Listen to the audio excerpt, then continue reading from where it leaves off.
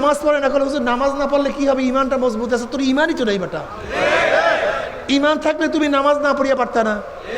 একটু উদাহরণ দিলে বুঝবেন। ইমানের শাব্দিক অর্থ কি? বিশ্বাস। ইমানের শাব্দিক অর্থ ধরে নেন। সাবার যারা এসপি সাহেব রাত্র 3টার সময় আপনার বাড়িতে নক করছে, টক টক টক টক, কে? আমি SP. Sir sir sir sir sir sir উঠছেন, লাফ দিয়ে উঠছেন, প্রচণ্ড শীত। দেখেন এসপি সাহেব পুলিশ নিয়ে দাঁড়ানো। যুবকের অবস্থা বুঝেন তো কি অবস্থা হয়েছে? কলিজা আছে?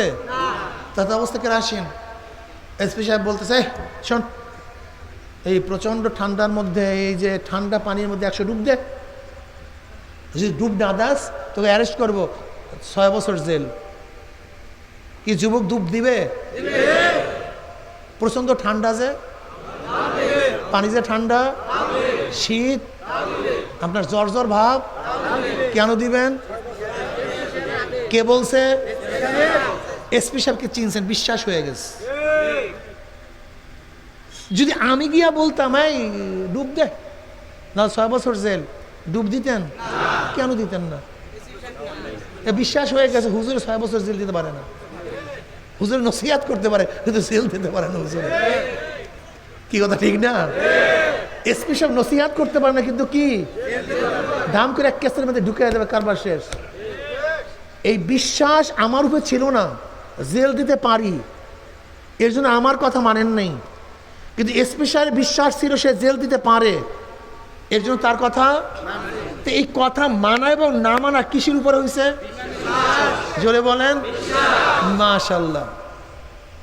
তাহলে বিশ্বাস আগে, কাজ পড়ে নাকি কাজ আগে বিশ্বাস পড়ে? যেমন 100 ফিট উঁচা এক নারিকেল গাছ, আপনাকে বলতেছে নারিকেল গাছে ওঠো, আপনি তাকায় দেখতেছেন পারবো না, এরপরে যে জোর করে আপনাকে উঠাতে চাই, যখনই মাঝখানে যাবেন অবস্থাটা কি হবে? হ্যাঁ, কারণ কি? বিশ্বাস নাই আমি উঠতে পারবো। সহজ উদাহরণ আরো দিই। 5 ইঞ্চি চওড়া, 3 ইঞ্চি উঁচা একটা ইট বিছানো, একটা ইট, এই ইটের উপরে সবাই হাঁটতে পারবো কি পারবো না? জোরে বলেন। কে না পারবে? সবাই পারবে। এই বাচ্চা বলেন, এরা বলেন, একটা ইটের উপরে সবাই হাঁটতে পারবো না? কয় ইঞ্চি উঁচা? ভাই আপনারা বয়ান শোনেন না কিন্তু বাজার দেখতেছি। কয় ইঞ্চি উঁচা? চওড়া। যদি 5 ইঞ্চি চওড়া, এটা যদি 100 ফিট বা 500 ফিট উঁচা হয়, কেন? এখানে পারছিলেন, এখানে পারবেন না কেন?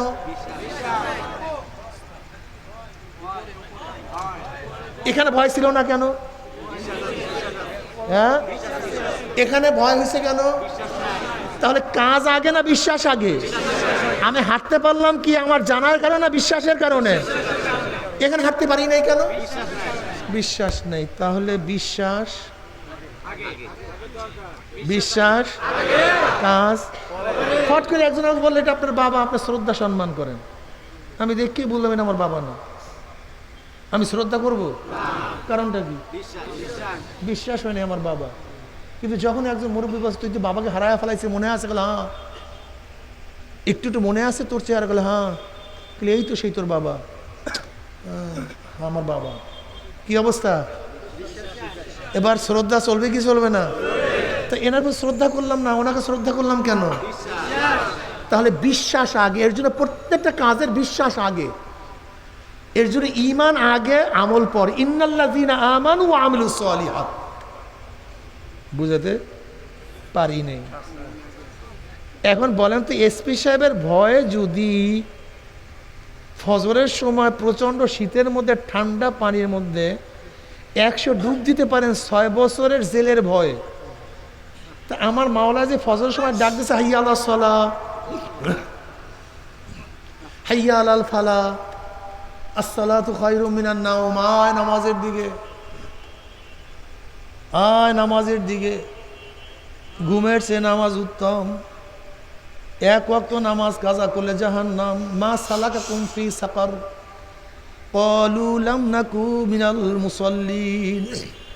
সাকার একটা জাহান্নামের নাম। সাকার কিসের নাম? সাকার নামীয় জাহান নামকে প্রশ্ন করা হবে, কপাল পরে সাকার নামীয় জাহান নামে কেন আসছো? এ তো বহুত মারাত্মক কঠিন জাহান নাম। কোন জিনিসে তোকে এই জাহান নামে নিয়ে আসছে? মা সালাকা কুম ফি সাকার।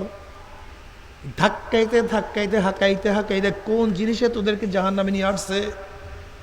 কলু, জাহান নামে বলবে লাম নাকু মিনাল মুসল্লিন। দুনিয়াতে আমরা কি ছিলাম না?